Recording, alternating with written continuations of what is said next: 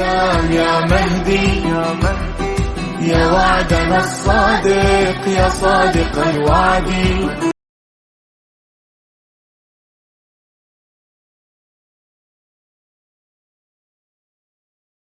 آپ سنتے رہتے ہیں، انشاءاللہ خدا ہمیں توفیق دے ہم آگے بیان کریں گے، لیکن یہ آنسو خوش قسمت ہے جن کی آنکھوں میں آتا ہے، کیونکہ کوئی کسی کے لیے رو نہیں سکتا جب تک اپنے وجود سے اس سے محبت نہ کرتا ہو. محبت نہیں ہے آنکھوں میں آنسو کیسے آئے گا؟ اور امام حسین تو وہ کریم ہے کہ روایات کہتی ہیں اگر تمہیں رونا نہ آئے رونے کی شکل بنا لو، وہ بھی قبول ہے.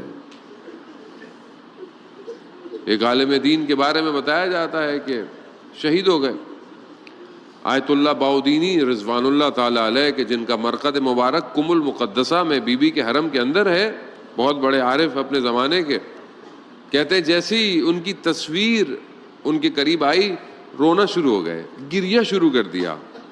کہا کیوں آپ گریہ کر رہے ہیں؟ کہا مجھ سے، کیونکہ وہ بہت ان کا مقام بہت بلند تھا آیت اللہ باؤدینی کا، تو کہا مجھ سے وقت کے امام نے ایک فوجی مانگا تھا تو میں نے ان کو معرفی کیا، ان کو بھیجا. خوب یہ مقام، کہا یہ مقام کیسے؟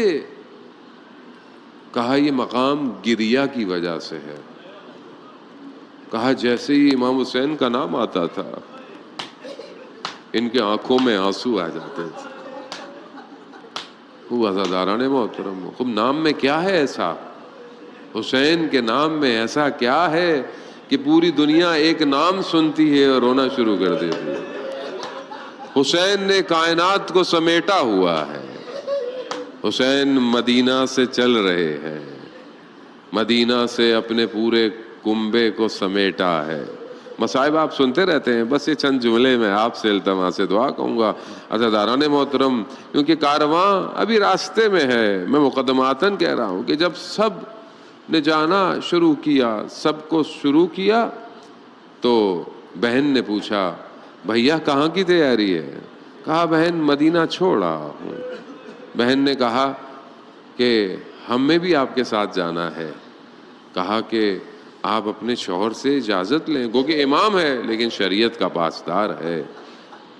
اپنے شوہر کی خدمت میں گئے، وہ مریض تھے، سو رہے ہیں. دیکھا کہ بی بی زینب کی آنکھوں میں سے آنسو ٹپک رہے ہیں. عبداللہ جعفر کی آنکھ کھلی. کہا زینب کیا ہوا؟ کہا بھائی مدینہ چھوڑ رہے ہیں. تو کہا پھر؟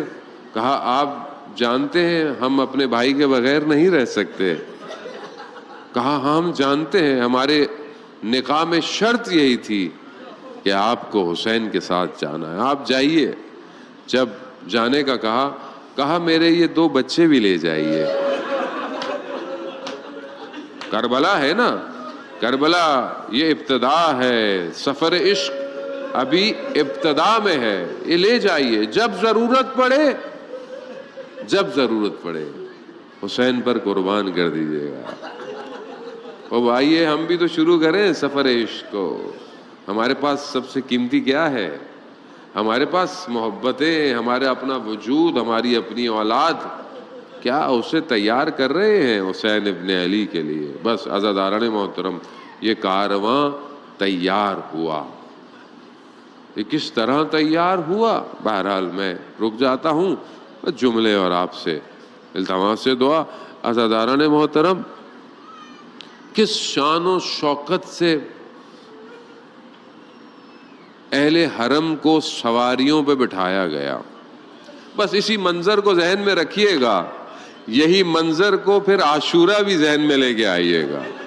یہاں مدینہ میں شان و شوکت ہے، عماریاں ہیں، پردے ہیں، حجاب ہیں. رات کی تاریکی ہے، کوئی نہ دیکھے. حجاب ہے لیکن نہیں کوئی نہ دیکھے. سوار کرنے والے علی اکبر ہیں اور عباس ہیں. یہ سواریاں سوار ہو رہی ہیں، اور کتنی خوش قسمتی ہے. انہوں نے تصور بھی بعض نے نہیں کیا ہوگا کہ جن کے سوار کرنے والے عباس ہوں. وہ کبھی محملوں کے بغیر بھی سفر کریں گے، اور بس پہلی رات اس ماں سے متصل ہوں جو اپنے 4 بیٹے بھیج رہی ہے۔ ویسے تو ہم حضرت ام البنین کو آخر میں یاد کرتے ہیں، اس محرم میں پہلے یاد کریں۔ عزیزان محترم، یہ خاتون کمال کی خاتون ہے۔ یہ خاتون نے اپنے 4 فرزند حسین ابن علی کے لیے تیار کیے ہیں۔ اب یہ سارے جا رہے ہیں، کوئی تصور نہیں کر سکتا کہ جب تک عباس زندہ ہو حسین کو کچھ، بس عزیزان محترم، بس یہی کارواں گیا اور بس رکا، اترا، ایام گزر گئے اور بس روز عاشورہ آئی اور پھر یہ پلٹا واپس۔ میں بہت تیزی سے بس ایک چند جملے اور آپ سے التماس دعا، جب یہ واپس مدینہ آیا ہے نا، یہ درد آپ پورے رستے بھی محسوس کریں گے۔ میں تو بڑی تیزی سے آپ کو واپس لایا بس ایک چند جملوں کے لیے۔ یہ جو بہنیں، بیٹیاں بڑے شان و شوقت اور پیار سے گئی تھی نا، یہ جب واپس پلٹی ہے نا، انہوں نے دور سے مدینہ کے دروازوں کو دیکھا ہے۔ حضرت ام کلثوم نے ایک جملہ کہا، بس میں آپ سے وہ کہوں گا، عزادارم یاد آتا رہے تو گریا کرتے رہیے گا۔ بی بی ام کلثوم نے دیکھا نا مدینہ کی دیواروں کو، کیا کہا؟ اے مدینہ، ہمارے لیے شہر کے دروازے نہ کھولنا، ہم سر کے تاجوں کے ساتھ گئے تھے، ہم خاکوں کو سر پہ لے کے آ رہے ہیں، ہم اپنے بھائیوں کے ساتھ گئے تھے، ہم اپنے بھائیوں کے بغیر آ رہے ہیں۔